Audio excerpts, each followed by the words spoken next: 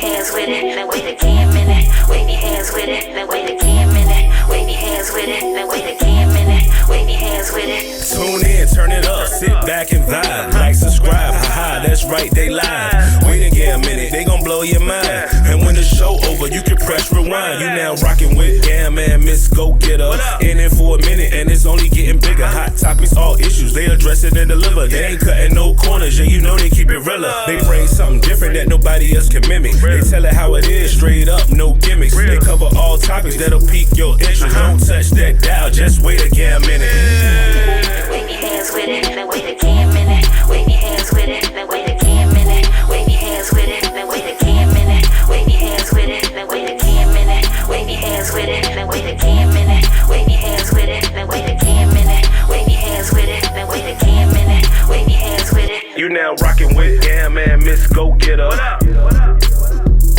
You now rockin' with Gam and Mz, go get her. Don't touch that dial, just wait a Gam and Mz. Don't touch that dial, just wait a Gam and Mz. Now wait a Gam and Mz. Wave your hands with it, now wait a Gam and Mz. Wave your hands with it, now wait a Gam and Mz. Wave your hands with it, now wait a Gam and Mz. Wave your hands with it, now wait a Gam and Mz. Wave your hands with it, now wait a Gam and Mz. Wave your hands with it, now wait a Gam and Mz. Wave your hands with it, now wait a Gam and Mz. Wave your hands with it. Tune in to another episode of Wait a Gam and Mz podcast. I am Gam, and of course I got my sidekick, my co-host, Miss Gogetta. Miss Gogetta. You know what today is? No, tell me. Well, this is episode 439, season 12. Like, we've been doing this for a minute. Yo, How you feel? I feel good. How you feel? I know feel you, real you be good. counting the days. I do. Something special for 500? I ain't even gonna lie today. No, I don't know. I haven't eaten. No, absolutely not. Nope. But anyway, let's hop right on to our episode for today. We have a special guest, as we normally do anyway. So without further ado, I'm not even gonna say her name. I'm gonna allow her to introduce herself because I don't want to mess anything up today at all. So I'm gonna put the camera on her. All right. So how are you, madam? I'm good. You good? I'm good. Good. Glad to be here with you all. And Thank you for coming. Absolutely. We're actually honored to have you today. So before we get started on a little bit about you and what you have going on right now, please introduce yourself to our viewers and listeners of Wait a Gam and Mz. Yes, my name is Stephanie Morales. I am the elected Commonwealth Attorney for the city of Portsmouth, Virginia. Born and raised here in Portsmouth, a graduate of I.C. Norcom High School, a graduate of Norfolk State University. Oh, wow. And a graduate of the College of William and Mary School of Law. Okay, great. See, I was with you, right, until you said I.C. Norcom. Because what I've learned is, like, because we're from Suffolk, right? Yeah. So what I learned so basically what I've learned is, like, with the citizens of Portsmouth, I.C. Norcom is like a university by itself. It is. You guys, I mean, like, y'all really be stepping behind I.C. Norcom. And I get it. I get it. Greyhounds all the way. Yes. I get it. Here we go. So what you don't have, okay, so basically you're here today because you are looking to be reelected. Yes. So tell us a little bit about some things that you've already done since you've been in office. I understand you've been in office.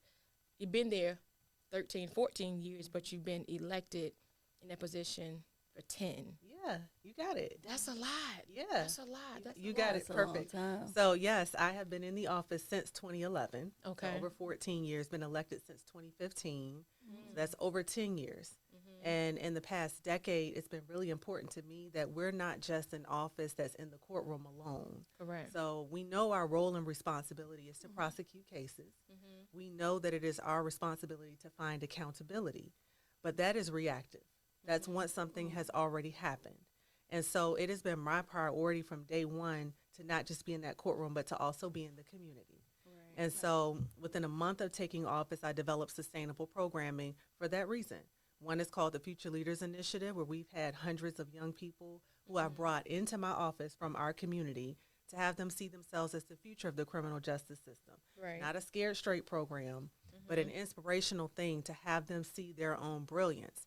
And so out of those hundreds of students, we now have many who are licensed attorneys, who are practicing Wow. attorneys. And we have many of our future leaders who are working in the office. We have one who is an attorney, one who is our paralegal, one who is a Oh, wow. receptionist, and one who's a victim witness advocate. That's So good. we have seen the results of what happens when we show young people their brilliance and when we show them what the opportunities look like and allow them to envision themselves in these positions. And another program I have that's been in place for 10 years also is called Control Alt Delete. And that program is for people who are either presently or formerly incarcerated. And so as a Control, prosecutor, Alt, Delete. yep, just like on a computer, So you know, that's a reset. Right. Okay. So you came up because they're resetting. Okay, I got it. Yeah. I like that. Yeah, and so that is Alt is supposed to represent exactly what it sounds like. We want a hard reset. Right.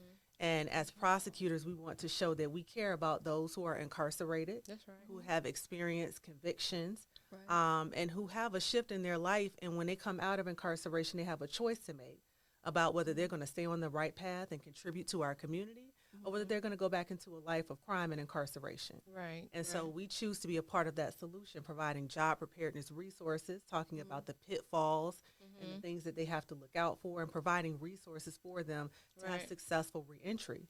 And in Virginia, when I took office, our reentry programs were in place, and our recidivism rates were in the 20s, which was very low around the country. Okay. But now our recidivism rates in Virginia are in the teens. That's the rate in which people go back into incarceration who've been incarcerated before. So programs like Control Alt Delete, they play a major role in reducing those recidivism rates. Right. And so it's important to acknowledge as a prosecutor, it's not just about what happens in the courtroom in a Right. reactive way. I am going to stick my nose in whatever I need to see a change in our community. Right. I like Right. that though. And you know, and that's actually good because it's the way I'm getting it from you is like something like a wraparound service. Yeah. You know, after they got out, after they get out, which is good because sometimes when people, you know, they may do the crime or not do the crime, but either way they were convicted, right? And then when they come out, some of them feel hopeless, like they feel as though they don't have, have anything or, but What to do next? what absolutely what to do next. And I think that's very important, and you're giving them that leverage to make a conscious decision. What do you want to do? Yeah.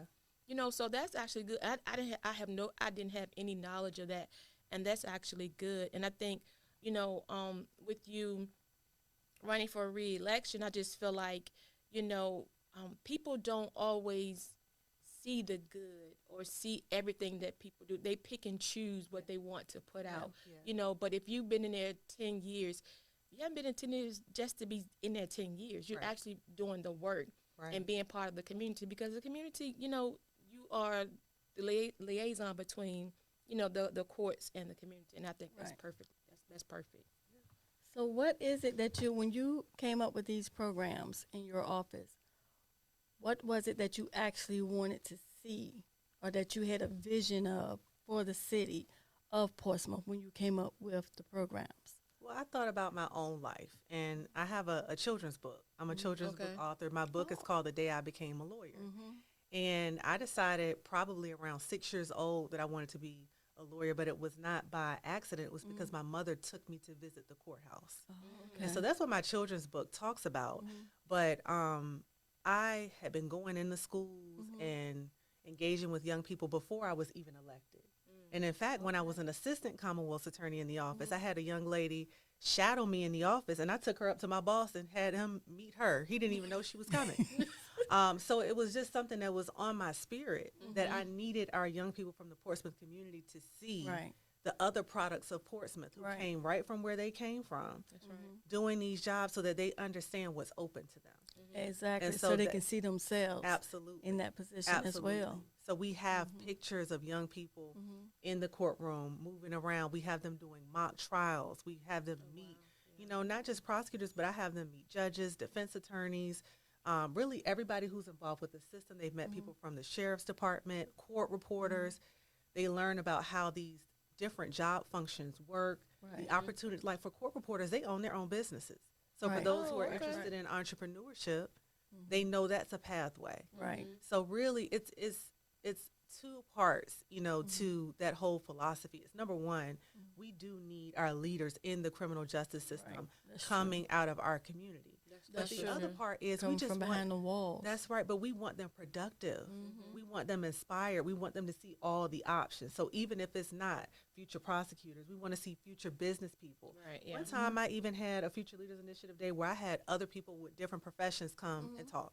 Yeah. Somebody who was an okay. engineer, Get them options, yeah. somebody Yeah. who owned a gym, somebody who owned a comic book business. Oh, wow. They just came in and they learned and they kept an open mind. And sometimes they come wanting to do one thing and they leave wanting to do something else. Yeah. So yeah. what has been the overall feedback, like from the community in reference to those programs, or even the kids coming out, going through the mock trials and, having the day where they come spend the time with you? What has been the feedback? It's been overwhelmingly positive, and there's nothing like a repeat customer. Yeah. I know that's So I have young ladies and young gentlemen who I've watched them grow up Okay. coming through that program.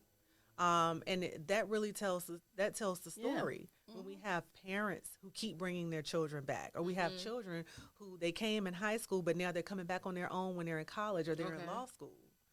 That speaks to everything. And then also we have had some coverage, over the years we've had coverage at different times. And there's always been positive feedback whenever we get that coverage. We get, more parents calling to the office wanting to sign their children up. We have a listserv. So we email everybody, and they always know what the opportunities are. And this year was the first year we had all 3 of our high schools in the city of Portsmouth to come on field trips. Okay. So that was also really cool. Typically, it's in the summer. I was about to say, how did that go? Yeah. All 3 high schools? It was good. They weren't there on the same day. Okay. We had 3 different dates. Okay. But it was excellent. It was Okay. really excellent to see, you could see people come into life. You could Right, see yeah. Some of them were ready to go to court right then. We had a mock trial and a couple of people, I was like, hey, you need to go to law school right now. Right, Like, yeah. skip college, skip all of that. Right. You're ready for a courtroom right now. So again, That's good. I can see their brilliance. Yeah. I can see, just how bright of a future they have. But they have to know that leaders and people who have accomplished things and are sitting in these positions of power actually believe in them. Right. And many of them do. They come back, they get letters of recommendation. Right, yeah. They are my mentees. They stick around and I follow them and they're doing amazing things. Oh, that is great. So this time around, I know we're in the middle of election season for you. So this time around, what are you bringing different to the Commonwealth Attorney's Office? Yeah, so I've done so much. Okay. I can't leave Right. that out. Right. I have been committed. So I'm in my 3rd term. This next That's term good. would be my 4th. Okay. And so in the past 10 plus years, I have been an advocate. So, not only with the sustainable programs in the office and a commitment to doing things the right way, Right. but I've been an advocate on the state and national level as well for changes Okay. and reforms. So police accountability is a big deal to me. Okay. That is something we dealt with here in the city of Portsmouth. When I first got elected, within 3 months, we had an officer-involved shooting where an officer had killed an unarmed African-American young man. His name is William Chapman II. And I indicted on that case, and I first chaired that case, meaning that I was the lead attorney on that case. A year's worth of pretrial motion, a week-long jury trial, which resulted in a voluntary manslaughter conviction right here in the city of Portsmouth, which made, of course, national news because that was one of the biggest cases in the country back in 2015 where we didn't have body camera to try that case. Right, okay. So police accountability, both in action in the courtroom in our city, but also advocating for Breonna's law in Virginia, along with many counterparts, banning no-knock and nighttime warrants in Virginia, trying to end the pretextual stops where people are stopped and you can't tell why they were stopped. Right, That sometimes lead to these negative interactions with law enforcement. I've advocated for an end to 3 strikes laws. I don't feel that, we should be thrown away. If you did something 20 years ago twice and then something happens again, Right. 3 strikes laws are antiquated. Right. I have advocated for the end to mandatory minimums in our state. Again, people are not files. Yeah, that's People not who are true. in the system on a day-to-day basis, they can get so used to it that they're just looking at files and they don't realize there are whole lives that are attached to these files. Victims, Exactly. witnesses, the accused, their families. Incarceration affects everyone. It does. It does. And so, mandatory minimums, we need to be looking at the circumstances. We need to be looking at how much harm was done. Right. What happens? What are we doing with the incarceration? Does it make sense? And so ending mass incarceration is a big deal to me. I will continue to advocate for an end to mass incarceration because we simultaneously will become over-incarcerated and less safe. There is not a positive correlation where we incarcerate more and become more safe. So I'm going to continue to be an advocate for any and everything that I think will positively impact our community and end harm by the system to our community. One of the things that I have advocated for and I'm really serious about is seeing expansive witness protection programs. Absolutely, yeah. Definitely need that. Yeah, where we have trouble as prosecutors is when we have witnesses who are afraid to come forward, and their fear is real and it's reasonable because incidents are happening in their community and they're being impacted by people who live right by them. And so they're afraid for themselves and for their families. And so we need witness protections program like what happens on the federal level in a way where we know we can keep people safe. But there's going to be more, Future Leaders Initiative. There's going to be more Control, Alt, Delete. But we do have to dig in on witness protection and making sure that it's funded, but not just funded, but staffed properly. That it's a whole team of people, behavioral health care services, law enforcement, that everybody is involved.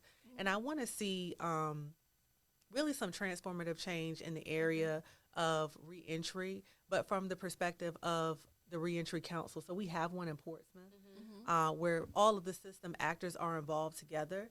But kind of what happens is sometimes you may show up to a meeting and everybody talks about what they have, but we're all talking to each other in the room. So I would like to see that move out. Outside those four walls. Right. I would like to see some of these things move out. So I want to see, Control, Alt, Delete do even more. I want to, we've gone in the prisons, we've had seminars in the community, but I want to expand that more. Future Leaders Initiative, having all the high schools come in, that was an expansion this past year. But we're just going to keep, I'm just going to keep pushing for transformative change. I speak about ending the school to prison pipeline, all of the things that we talk about at the national level. We are affected here in Portsmouth. But then I also like to say that the things that are sensationalized here in Portsmouth are not a symptom only of Portsmouth, but what we experience as a nation. Right. Yeah. So I don't do Portsmouth slander with anybody. The issues that we have are a symptom of really what's happened all around our nation, where marginalized and Black communities have not been properly invested in. Right. And that's what I was going to ask you. How do you handle that when things go on in Portsmouth? People, any city, any state, people want to lay blame on whoever is in position, whoever has been elected. How do you handle that? Well, number one, I deal in facts. Okay. So I'm going to hold something and be accountable if there's an issue that comes out of my office. Okay. Right. But if it didn't, I'm going to address it. And sometimes there is the issue with familiarity and presence. And if there are leaders who are showing up and they're present, people will get frustrated and take whatever it is out on that person. It's just like sometimes we hurt the ones we love because they're the ones who are closest to us. Right. Yeah. It's the same thing in leadership. The ones who show up and who are always present, they will catch the grief and the frustration because you're the one who's there. You're the one they see, right? Yeah, so I try to build bridges when I can in situations like that where people are upset. And they, reach out to our office. That does happen quite a bit, especially if there's a upset with the police or law enforcement. People will be upset with my office and they don't understand that the police don't actually report to the Commonwealth Attorney. Okay. They report to the chief, who reports to the city manager, who reports to the city council. Okay. So education is important. Sometimes I educate people, make sure that they understand, Right. where Because you have a lot of people that think that it goes straight from the police straight to you, and you are the one that will say who's arrested, if they should be arrested, if they shouldn't be arrested. Right. And it's like, no, No, I'm it's just not. the one that tried a case. Absolutely. And Virginia is different in that way because around the country, there are prosecutor intake units in prosecutors' offices where the police can go and ask, are these elements met and can these charges go forward? Well, in Virginia, we have the magistrate system, which is very different. Right. So members of the community or law enforcement go to those magistrates and they take those charges out. The charges many times and in the majority of circumstances have originated and are already presented to the court at the same time we get them. So you're exactly right. We're not declining or approving cases. we have to look at them and evaluate them and look at the elements after the fact. Right. Yeah. Right. Yeah. So let me ask you this: what do you think some of the disconnect is when it comes to some of the cases that have, was before you in your office? Like, what do you think overall? If you could just look at it overall, what do you think was one of the disconnects or one of the issues may have been where some cases may have, been null processed or found not guilty or whatever the outcome was? So when you are in this position, this is not the type of position where you should be looking for all guilty verdicts, number one. Right. Because that is not how the system works. We have a fact finder. That fact finder is either the judge or a jury. And they have a decision to make about whether the elements of a crime are met. However, with that being said, sometimes we can look at a case and say, hey, the elements are not met, and we cannot proceed on an ethical basis. Right. That's where you may see non prosequi is the Latin term for it, where we can't proceed at that time, not saying that we could never proceed, but that the elements are not met right now. Typically what we see, again, on serious cases where there violent crime involved and witnesses are afraid, is sometimes we don't have a witness. So initially when the charges were taken out, law enforcement may have spoken with somebody who may have given information, but if by the time that is coming up for a hearing or trial, if that person is not there, we literally cannot move forward if the evidence is not met in some other kind of way. So if there is not forensic evidence or evidence in the form of a witness, then we don't have the ability to proceed from an ethical standpoint. Right. Understood.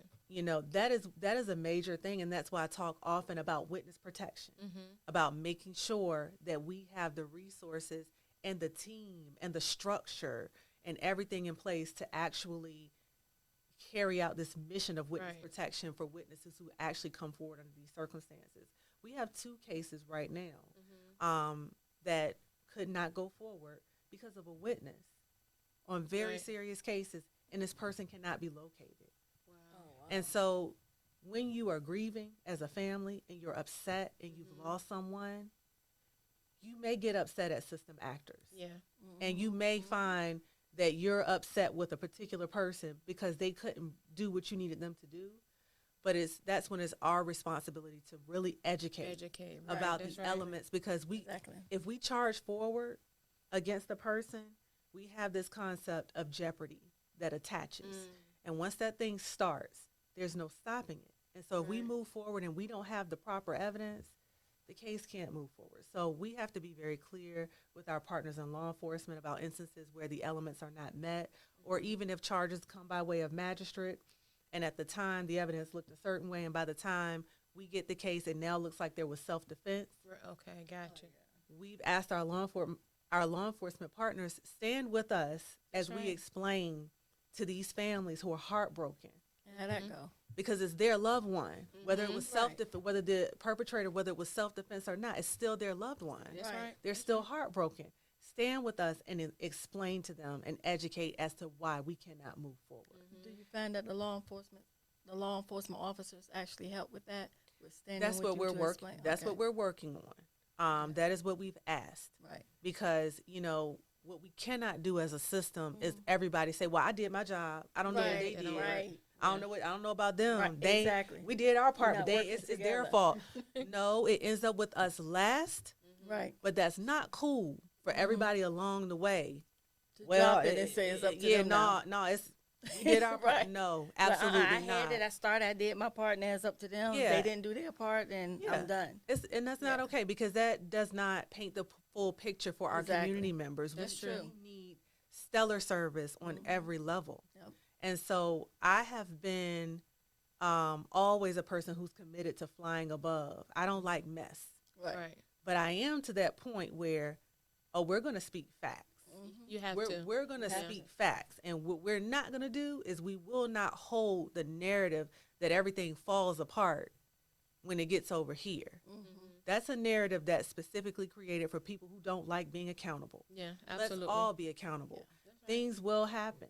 And in serving in this office for over 14 years and being elected for over 10, I have worked with humans the entire time. Which And is hard. You're to do. going to have mistakes.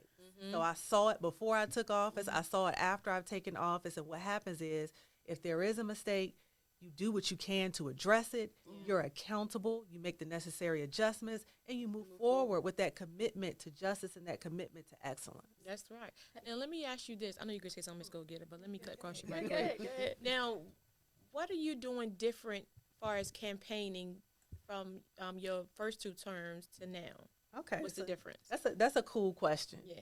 And I can't tell you all my strategy. Please don't. Please don't. but We don't want anybody to take it. No, but this is what I will say, and this is what I think people can observe, is that we are 2025. It's just amazing, the advancements in technology. Yeah. I mean, look at what you all have going on. Yeah. Right.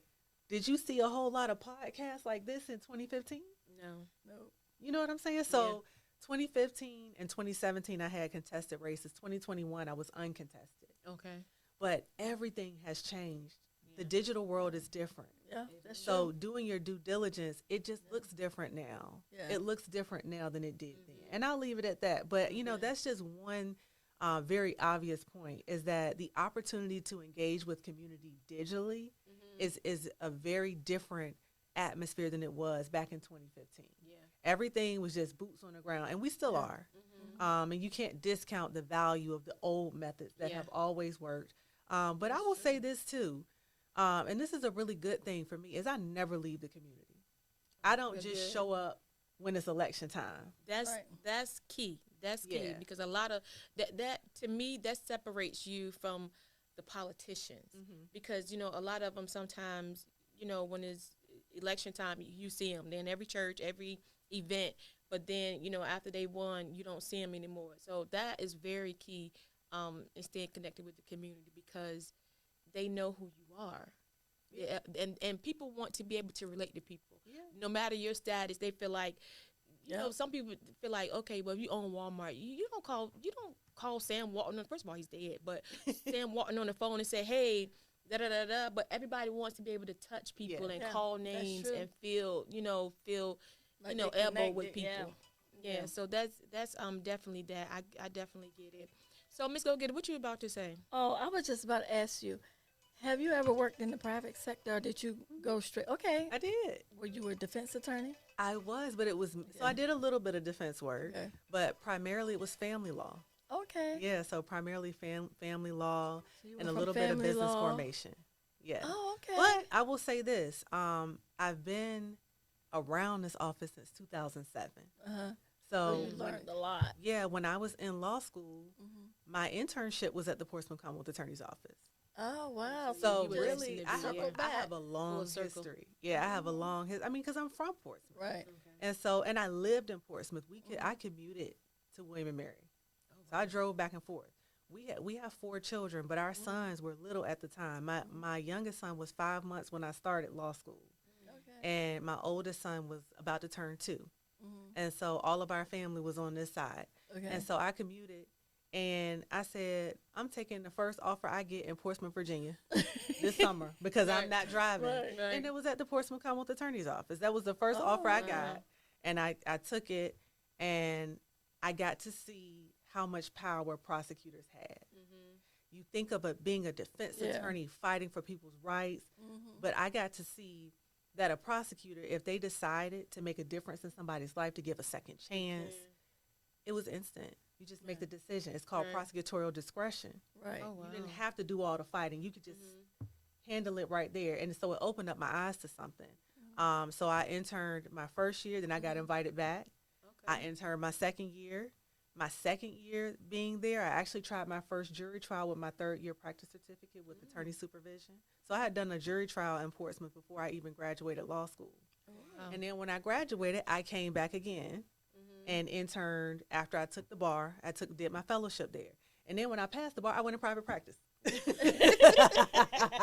came right And back. I had a job offer that, was, you know, after that second year summer, my predecessor, he offered me a job right then. But there was like I don't know if you all remember the timing, like around 2009, 2010, something happened with the economy and a lot of jobs froze. And so when I passed the bar, everything was frozen. And so by the time that it opened back up, I was in private practice. Okay. And so then I was like, no, I'm not leaving private practice. And I got a call from someone involved in the court system who said, hey, private practice is not going anywhere. If you're ever interested in being a prosecutor, this man is not going to keep offering you this job. This is like the third time, you know, you might want to consider it. And I did. And that's how I ended up coming on board as a prosecutor. So he really wanted you there. He did. Yeah.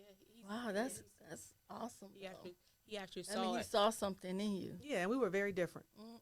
Very different philosophy-wise, seriously. Right, yeah. Republican, you know, Okay. very, very different And then value that's system. really, yeah. and then that's really awesome that he actually saw something in you that he knew that position was really had it. yours. Yeah, that she had it. So now I understand you're campaigning. So how is that? Even though you're considered a vet at it, right? The campaigning. But how is it like far as family? You know, trying to make sure you're here and there. Although you've been in the community the whole time, but now it's like again, you know, people want to see you. So how are you balancing, you know, this candid, you know, running and trying to balance the home life? So we are all in support of each other. Okay. So, you know, you see my right-hand man over there who's kicked back in the chair. Right. It's all hands on deck, even down to our daughters who are 12. Wow. But everybody is involved, our sons, our daughters, our parents, you know, his brothers, my cousins, you know. Everybody. It's a family We're effort. making it happen, you know, That's right. and even if it's our, you know, our sons taking our daughters to their tennis practices or picking them up from school, if we're doing something else, everybody is all hands on deck. And then, you know, they're brilliant children. Like they have, our son is in a master's program. Wow, our that's other son good. is at doing his undergrad. So That's everybody is awesome. very busy and active and has Are important they going things into law? on. The oldest is, and then the Okay. youngest is going into medicine, the boys. So how does that make you feel, like knowing that he's going into law? So it's heart-wrenching, but I'm going to tell you how cool it is. He's also getting his master's in cybersecurity, and my husband is in cybersecurity. Oh, wow. So he's done Doing both. yeah. He's doing both. He graduated undergrad at 20, which is the same thing I did, but he was even younger than I was when he graduated. And then after he finishes that master's, he's going to law school. Okay, gotcha. So we're super proud. That's it's nothing good like, I mean, accomplishment, it's something to be so proud of, but you know, just to see them doing well, but then to see them following in your footsteps is really important. And then my youngest has always wanted to be a doctor, and now he's expressing interest too in incorporating the law into that as well. Okay. Because they also have come through my Future Leaders Initiative programs gotcha. at different times, and Oh, that was dope that you took them through the program Of as well. course. You didn't leave your kids Oh, out and absolutely telling someone not. else to bring No, theirs. absolutely not. No, Right. you coming because they, you know, they also matriculated through Portsmouth Public Schools. Right. So Okay, you know, gotcha. I take students from everywhere. I've had students from all different school systems, and I've gone into the schools in Portsmouth, Norfolk, Suffolk, everywhere. Wherever I'm invited, I show up because again, they need to see. But my children were Portsmouth Public School students. I'm not going to exclude them. Right, that's right. So they've come, and this last time that they came, that was when the youngest son said, I think I want to incorporate, you know, when I finish medicine or at a certain point, I might want to go to law. I'm going to go to law school. I'm going to look into that too. I might want to see if he's looking at getting a minor in political science now. Okay. He graduated from high school with an associate's degree. That's good. So he So he was taking all AP classes when he was in school. dual enrollment. Dual enrollment. So Okay, he gotcha. went into college as a junior. He crossed Omega his first year in college. He was 18 because he was classified as Right. a junior. As a junior. Or he was able, I won't say because he was, but he was able to do that because he was classified as a junior. So he has time. You know, he doesn't need to graduate super early. Right. He's thinking about getting a political science minor on top of his biology pre-professional. So That's good. we got a lot. they are We got a smart. lot going on, and I think it tells, you know, it speaks to the children and says we can do many things well as long as we have each other's backs, Right. and as long as you build the right support system around you. Right. And then also with your kids being so young, and if you want them to come out and talk to other students, they have someone that's close to their age to actually look at versus, Yeah. you know how they look at us, they be like, oh, yeah, you're old. You know what I'm saying? Aunties and all So, that. right. Yeah. So it's like they hear you, but they're like, oh, okay, it's impressive, but you're old. But to have, you know, your kids actually, so young and they're doing so much. Yeah. And they're focusing on education at such a young age, and they already kind of have their mindset on what they want to do. That's a good way to help other kids. Then they can say, okay, I'm 16, 15, 16. He's 18, 19, and he's already a junior in college. Yeah. You know what I'm saying? So that's great, too. Well, I'll say this: you are definitely a woman of your word because you do show up when you're invited because you're here. Yeah. I mean, we had to run her down, but she's here, and she's definitely here. And we don't want to hold you long, but it's just one thing though. Oh, go ahead. We got to do the catch of the day. Oh, I forgot. We have a thing that's the catch of the day. Okay. We shake it up, and we're gonna see what your catch of the day. Okay. So you open the box and you just pull it out and you read it to us and give us the answer. Tell us your catch of the day. Okay. Let me just put this one was right here. Let's see. So what's the catch of the day? Ooh. Dun dun dun dun dun dun dun. What's one toxic behavior you had to unlearn to love better? So I'm still working on this. My best friend hates this, but when I am like upset or bothered, I just go completely quiet. That's what I've learned is that actually is really harmful to some people. Right. It's good for me. Mm-hmm. It works for me, and it's not done in a way to try to hurt people. Right. But it is hurtful to some people because when you look at people's upbringing. And I'm not talking about my best friend in this instance. He's just one of the ones who pointed this out. Right. But some people who were growing up, there is a concept called emotional withdrawal.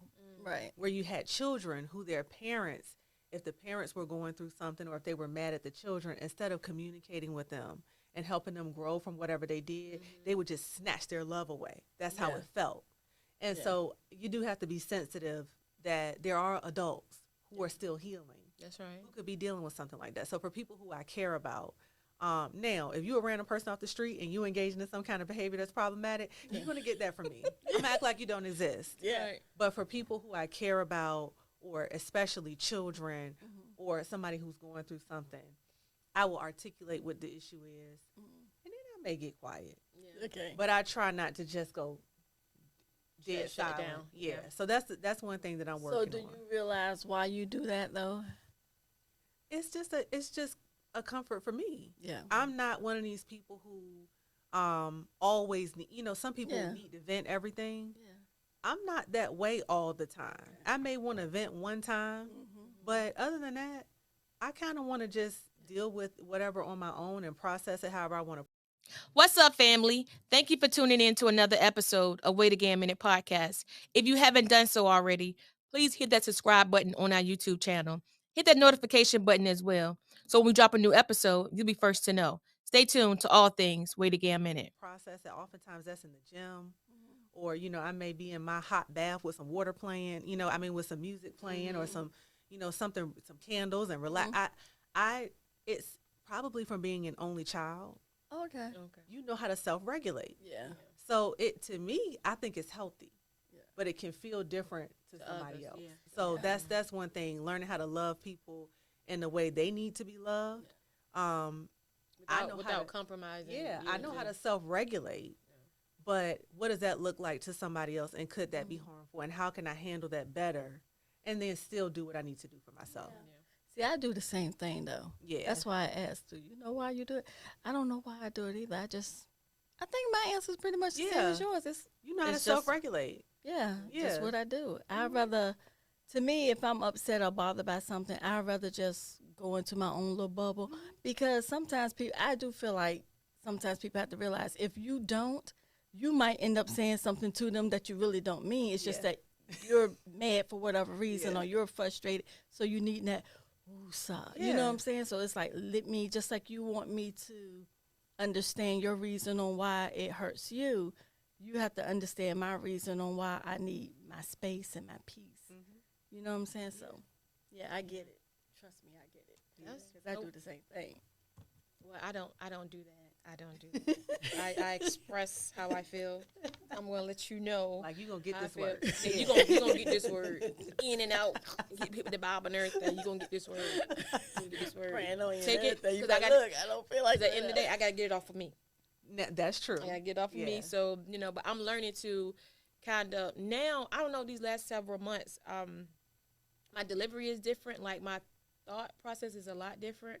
So, I kind of I don't know if I'm not gonna say anything. I'd probably just be clutching under my breath or whatever, rolling my eyes, something like that. But I try not to say hurtful things to people because my feelings are easy to hurt, and I understand how it feels. So, but I'll let you know how I feel though. There's nothing wrong with that. Yeah, definitely. So, with that being said, before we go, we always ask our guests, Miss Gogetta, don't say nothing. You hear me? Don't say nothing. Because every time I ask this question, I don't know, it goes all through her. I don't understand why. She's trying to hold it. I can see it. But I'm just gonna like we always ask I always ask our guests how their time has been since they've been here on Wait a Gam Minute tonight. So how has your time been? It's been great. It's been great. I think you all have wonderful energy. You know, you can't hide energy. No, so you can't. the energy is just good. And I think you all, you ask questions that were meaningful, that I think people really care about and want to understand. And it just was a good conversation. Yeah. And I appreciate this time. Yeah. But yeah, I enjoyed it. And you Well, all we have, enjoyed you all too. have great energy and good spirits. Yeah. Thank Like I told you on the phone, like we don't do a lot of faking and funking. Like it is what it is, Yeah. and that's just And same. Wait a Gam Minute. And That's I love that's it. just what it is. That's what it is. Right at home. Right at That- home. and that's what you want. We want you to feel like you're right at home, Absolutely, and yeah. we're just having a girlfriend's conversation. That's it. But the conversation is, like you said, is meaningful, and people get to learn a lot about whatever it is we're actually out here talking about. So with that being said, stay tuned to all things Wait a Gam Minute. Good night. Oh, good night.